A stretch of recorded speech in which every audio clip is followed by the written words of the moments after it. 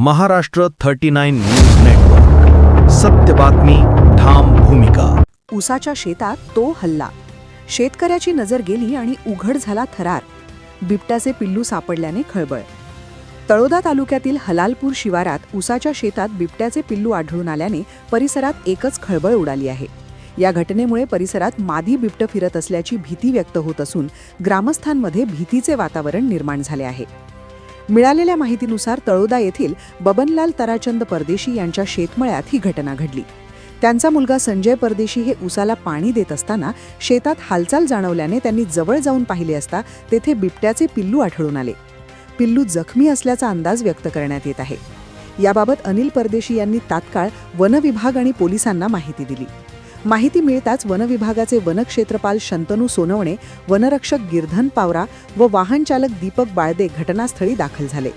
त्यांनी बिबट्याचा पिल्लाला सुरक्षित ताब्यात घेत पशुवैद्यकीय उपचारासाठी तळोदा येथे हलवले असून सध्या त्याच्यावर उपचार सुरू आहेत. वनविभागाने पिल्लाला निगराणीत ठेवले असून परिसरात मादी बिबट असण्याची शक्यता व्यक्त करण्यात येत आहे. त्यामुळे ग्रामस्थांनी खबरदारी घ्यावी असे आवाहन करण्यात आले आहे. दरम्यान परिसरात भीतीचे वातावरण असल्याने मादी बिबट्याचा बंदोबस्त करावा अशी मागणी स्थानिकांकडून करण्यात येत आहे. महाराष्ट्र 39 न्यूजसाठी रईसभाई शेख, तळोदा.